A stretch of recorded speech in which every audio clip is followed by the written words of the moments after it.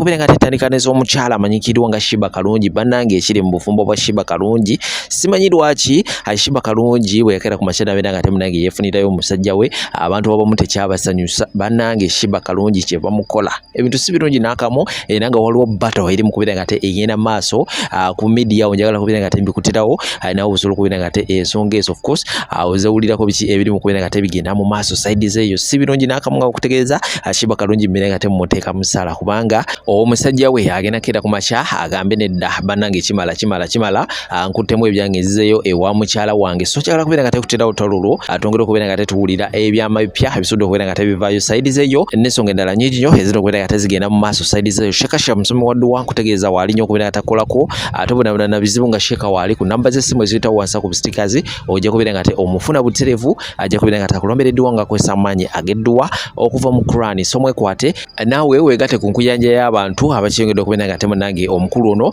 abamwettanira tusimbule n'ensonga zino ez'omukyala amanyikiddwa nga Sheebah Kalungi tembaawo. Nze nga nze, it is my role and my duty to protect my husband's peace, my husband's income from my people. Kino nakyogerako dda nkizeemu buzzi because someone asked me a question. Yes, yampasa, but it's my role of making sure that I'm protecting her financially, peacefully, and respectfully. You can disrespect him when I'm not there, but before me, you can't. Bw'omugwikiriza n'akuwa ssente kozi mumanyi mugabi.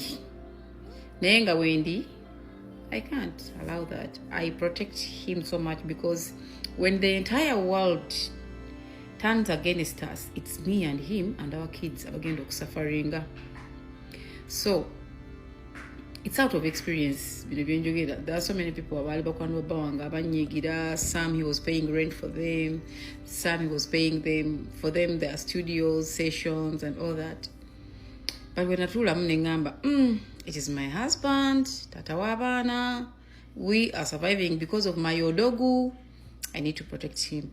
So someone was asking me, Fifi, omusajja wafu wagwadde bizibu bangamba mugambe namubuzize wamwe bafumbirwa muri bapeka bafumbirwa gye bali abalala according to her. Lwaki bo balowooza nti gono baawe yalina okusimbibwa nga oluseke buli ddakiika.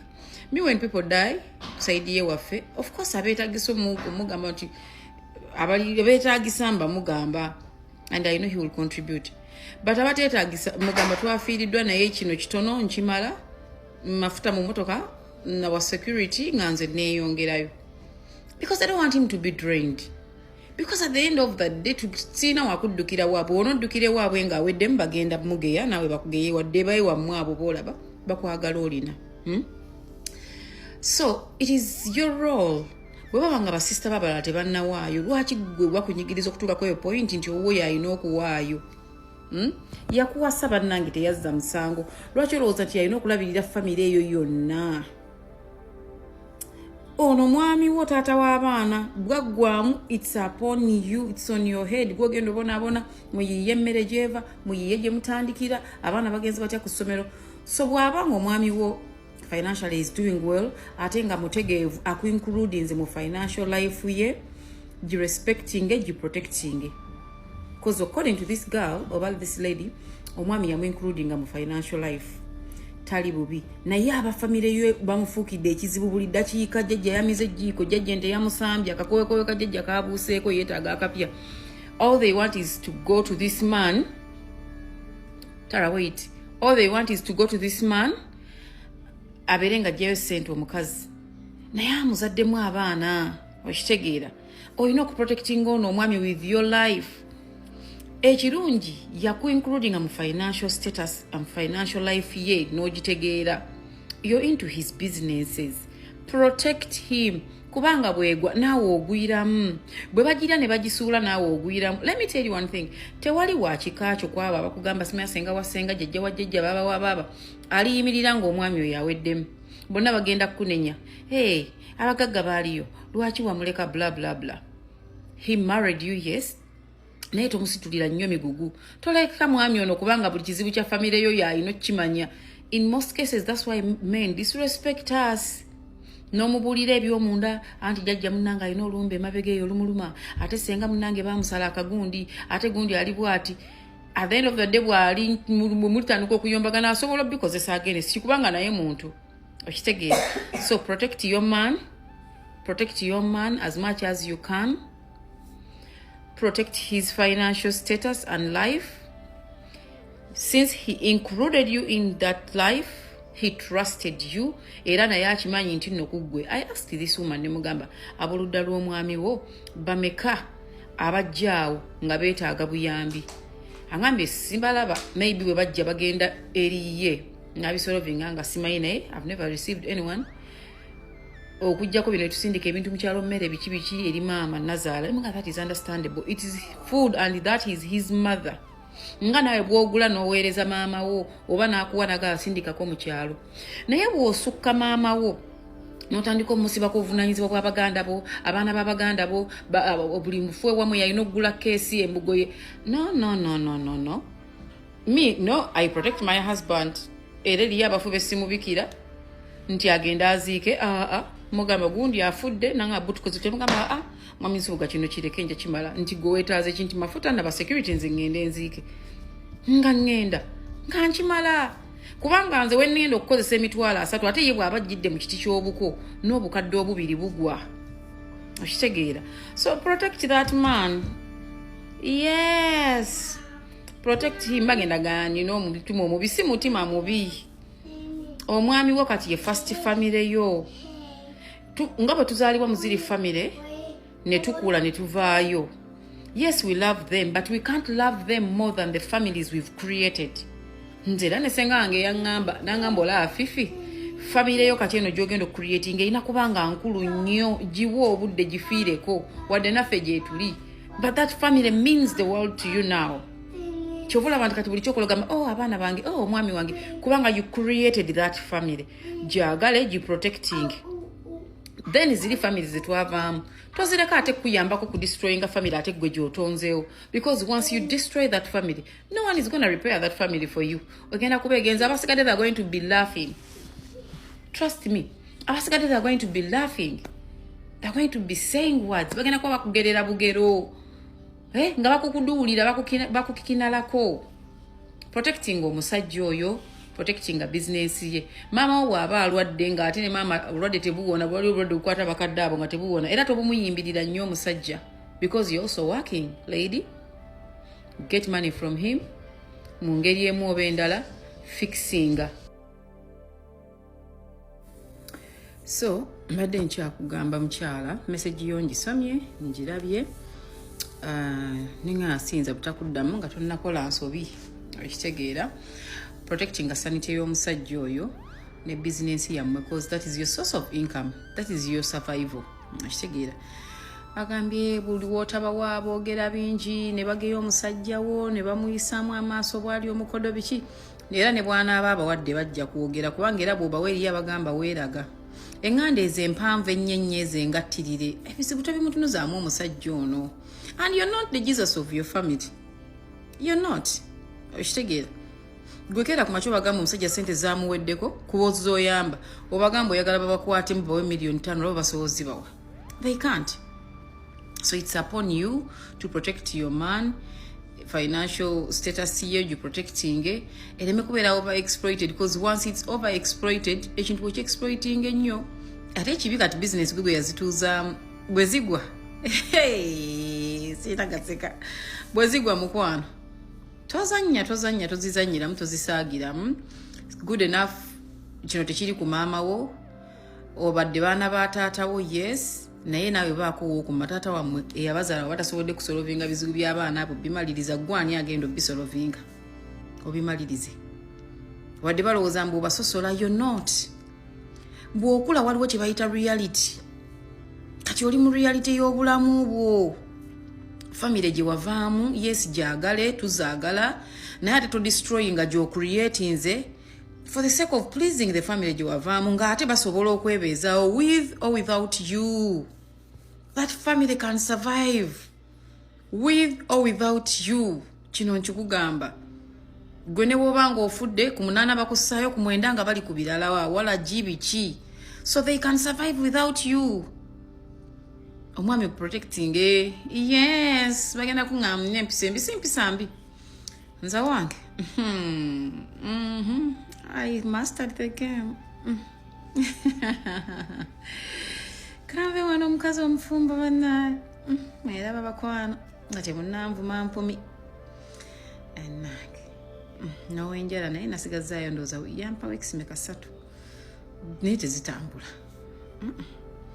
so byebyo kanve wano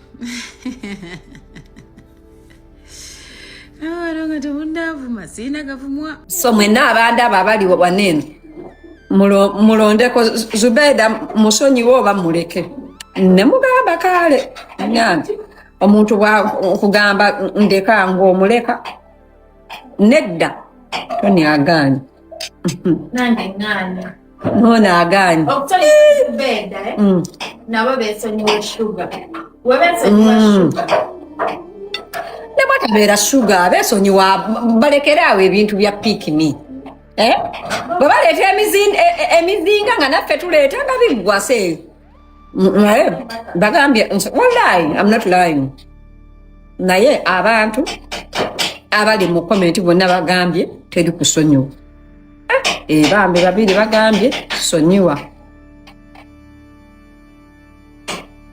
tosonyiwa wabula anti nze nsonyiwa omuntu olwaleero ekiro ne mulootako obusungu ne bweyongera abantu bagambye nsonyiwe naye ate abatosonyiwa bangi okusinga kusonyiwa naye Zubeda sigenda musonyiwa bwe ndowoozamu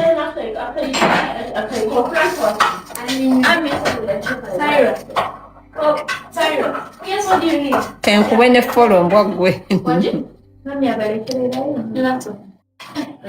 naye munange ate kati abantu bagamba bayibuli egamba osonyiwanga nawe basobole okusonyiwa nze sikiririza mu bayibuli nzikiririza mu tit for tat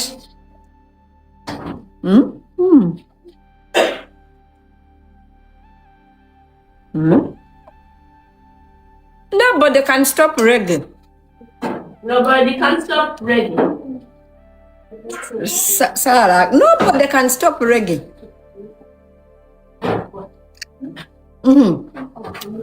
Ate, by the way, nze okusinziira nga bwe neemanyi. Yes, but you know something trying to say. And some okusinziira nze nga live nkikulekere. Okusinziira nga nze bwe neemanyi sivumanga ku Zubeda simutandikanga nako okimanyi kimanga nze Zubeda esi mbadde nga mbawa update no commentinga ye byabeera ayogeddeko sikyo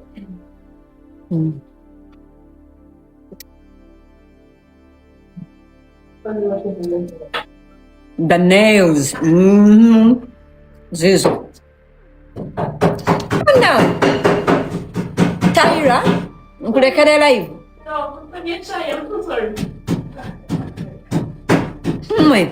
Desire yakola fine mama munyivu by the way ebintu bingi ebadde bigenda mu maaso naye mama bine bitalotalo ebitagwa fine mama mba bamwisewa LDU teri muntu yamwisewa LDU ab'omu comment be bamwisewa LDU maana kyali awo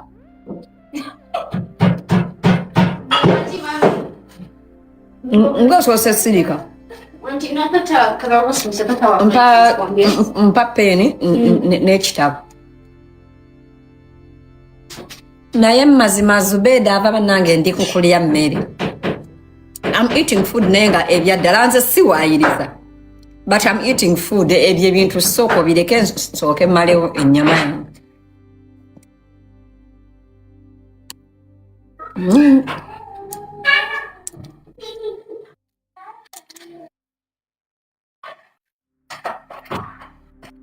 mutyapinge live nga temutya tapping live. Mweyita ki?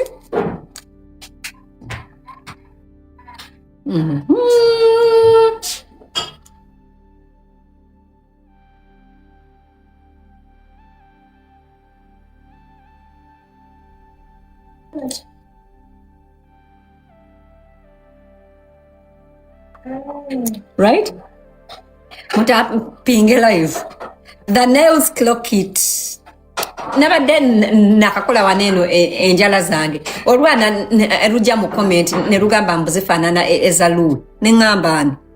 Koti. Ne ngamba ani kangende nzikyusa. Ye mpalana ya senga acid. Ne bongamba kati mbu Luwilite yatandise okunanagira nkuvaamu. Nkeera ne mbagamba eki nkuvuddemu ne nkumulekera. Mwana kyali awo again. A napkin please. Wanji? A napkin. Kwa no tawubanze empala na paka amagombe.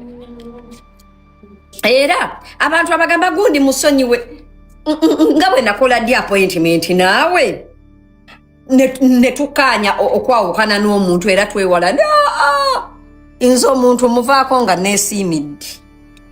Okimanyi muze omuntu kati mada sikyamuvuma. Mada nkyamuvuma. You know why sikyamuvuma? Akyakola ebintu ebyekisiru. Thank you. I'm here to fix this nation. Mada yatereera. Takyalina nkwe ate n'azikola kwani 10. Yasinga za 10 yekka ye mukwano gwe. Ate mada balayika bayawukana ne sugar. Thank you. Welcome. Takyakola bintu bya kisiru.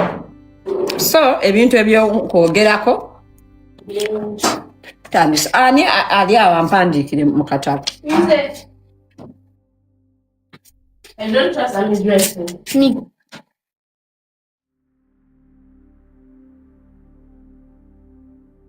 Nakugot senga 1 million shamu 500 hamu 1 million bino byali byaki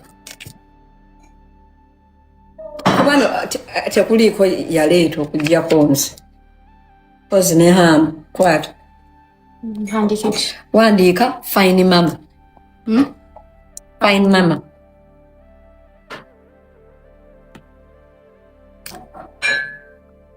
Wandika chicken and shower fight. Chicken and shower fight.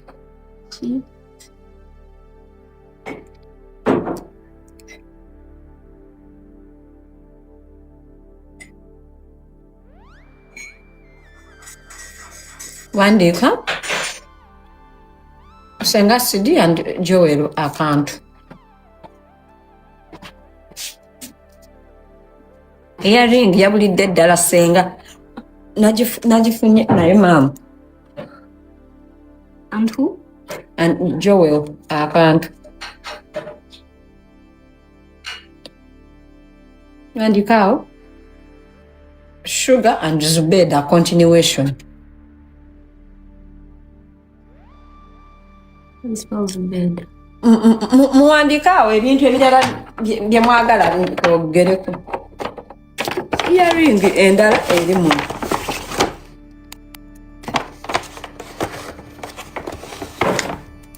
You like those earrings so much. You've been wearing them. But where is the other part? Ndoza it got off. Edidido. Dekaneno njijjeko. Are you done eating? Wandi can't. And Anita. Anita Museveni clears Anita's car. The president. Wandi can't. Mirembe and Sugar. Neda. Mirembe and Phoebe. You have to be fast.